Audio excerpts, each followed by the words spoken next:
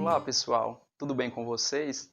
Eu me chamo Tiago Galdino, sou escritor moçoroense e estou aqui para falar um pouco sobre a novela policial e o conto literário no Rio Grande do Norte.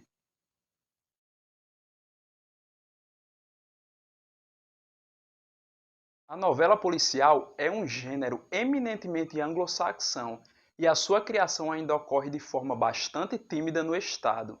O livro Palavras Manchadas de Sangue, do escritor Francisco Sobreira, cearense radicado em Natal, publicado na década de 80, é um exemplo bem-sucedido do thriller, ambientado na capital potiguar. Experiência semelhante foi executada por François Silvestre em 2010, com o lançamento da obra Esmeralda, Crime no Santuário do Lima.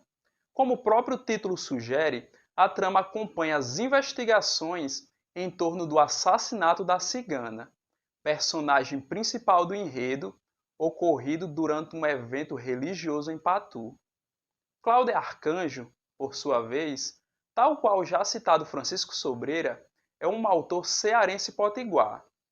Tornou público através de folhetins semanais que posteriormente foram compilados em tomo O Fantasma de Licânia, uma espécie de paródia com o gênero policial, em que companheiro Acácio, o investigador trapalhão, é convocado para solucionar o sumiço de uma jumenta. Suspeitas de um Mistério, finalmente, é um livro infanto-juvenil de minha autoria e que narra as aventuras dos irmãos Pedro e Saulo, ambos de 13 anos de idade. Eles estão aborrecidos pela monotonia urbana, uma sensação que Mark Twain, autor do célebre personagem Tom Sawyer, chamaria de febre da primavera, e cuja única distração é investigar o que acontece na vizinhança, como astutos espiões mirins. Ao receber uma carta da tia Daura, solicitando que ambos passem uma temporada em sua fazenda para dar uma mãozinha nos afazeres locais, visto que os seus tios estão passando por dificuldades financeiras, surge a oportunidade perfeita para pôr em prática todos os seus dotes detetivescos. O enredo possui em seu curso elementos de modernidade, como enigmas associados à criptografia e à numerologia. Há também o contrabando de cédulas valiosas, a investigação autônoma dos garotos protagonistas, muita ação e, consequentemente, captura dos malfeitores. A revelação do inimaginável ao fim da trama é respondida e travada ao mesmo tempo a um novo segredo, a uma nova história e a uma nova aventura. Vale salientar que existe, para a literatura de mistério, uma sistematização básica, a presença de um criminoso, de um detetive, de uma vítima e de um crime a ser esclarecido.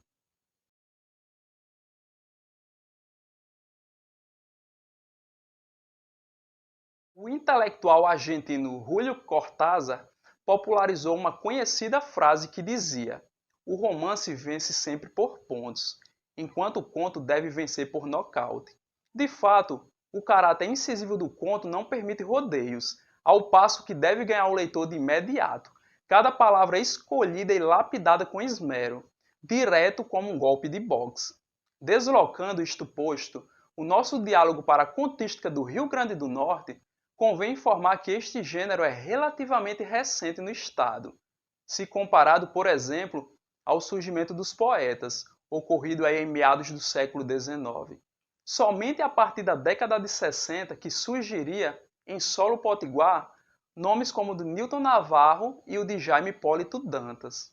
Ainda no mesmo período, Ney Leandro de Castro organizou a primeira antologia da categoria, sob o título Contistas Norte-Rio-Grandenses, selecionando, entre outros, Afonso Bezerra, José Gonçalves de Medeiros, Homero Homem, Humberto Peregrino e Fagundes de Menezes.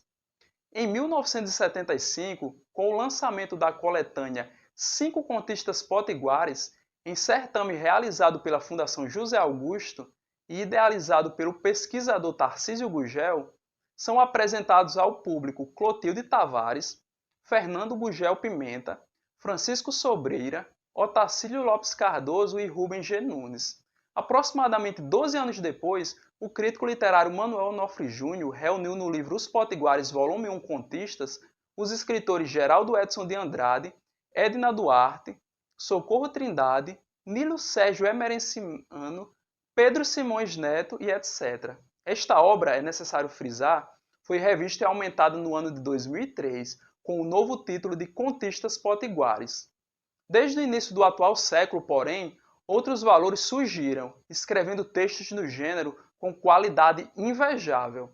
Daí nasceu o interesse em conseguir compilar esses autores junto a alguns já consagrados e organizar então a coletânea Novos Contos Potiguares, que eu publiquei em parceria com a CJA Edições.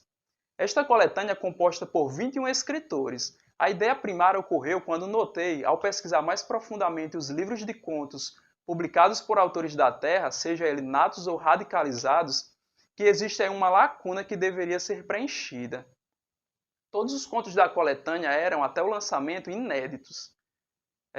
Conforme eu informei em nota introdutória, a obra ela possui como função, portanto, a construção de um painel do gênero literário no Estado, restrito à época contemporânea, através da multiplicidade estética dos seus escritores e caracterizando a força da palavra na criação de uma identidade potiguar.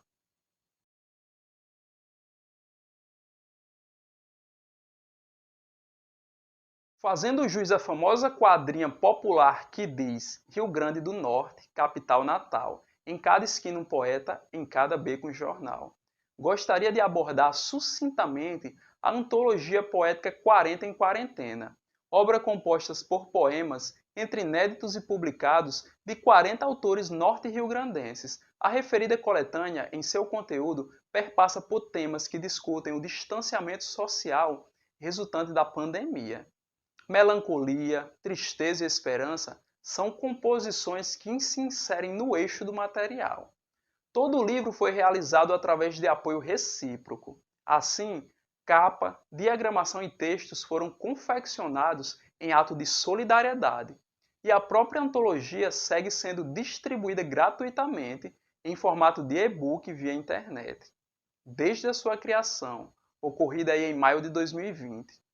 Acredito que com a proposta nós conseguimos, além de dialogar com valores nossos, contribuir com a democratização do acesso à literatura potiguar em um cenário de crise sanitária e também humanitária, onde a cultura se faz ainda mais necessária e é amplamente consumida. Bom, pessoal, eu vou encerrando nossa conversa por aqui, tá? Mas continue assistindo, certo? Pois farei a leitura de um conto meu, chamado Olhos sobre Tela. Este conto estará em meu novo livro ainda inédito. Foi um enorme prazer e eu espero que tenham gostado. Muitíssimo obrigado.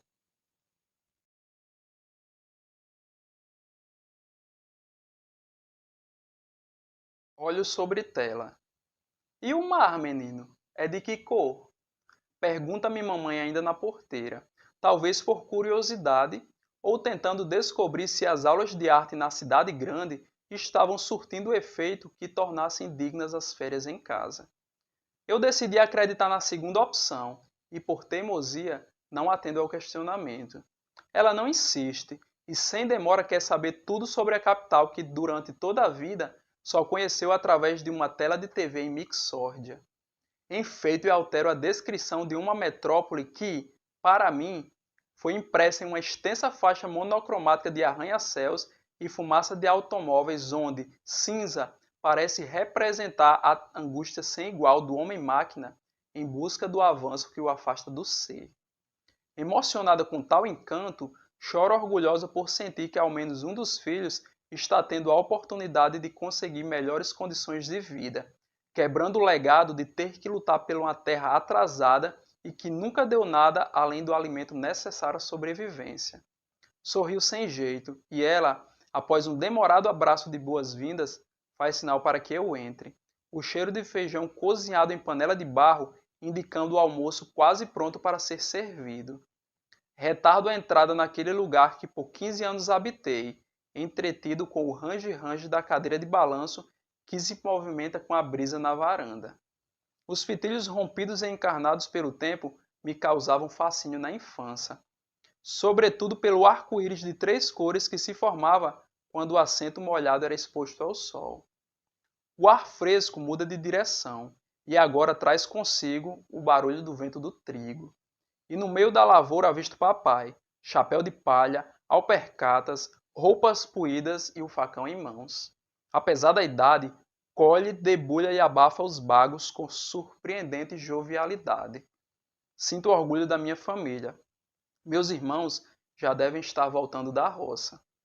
A vida é sofrida, mas eu prefiro, ainda assim, a magia do campo. Penso em voz alta antes da refeição e todos me ignoram, os olhos atentos nos pratos vazios. Não gostam da brincadeira. Passar fome não é escolha. Papai inicia sua reza. Os pedidos ultrapassam a gratidão. Tem medo de não ser forte para sempre. Em seguida, um a um, ainda abatidos, servem-se, se saciam parcamente e deixam a mesa. Ninguém se olha. Era sempre uma praga, o horário mascarado em sacro.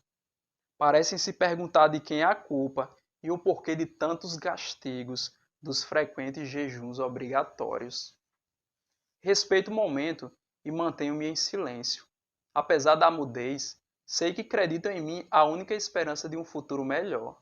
A terra ainda não engoliu seus sonhos. Quero ser artista plástico. Aprendi pintura no SESI. Pretendo ajudá-los. O meu desejo também permanece vivo. Abro as malas, liberto meu Van Gogh, minha Morisot, meu Monet.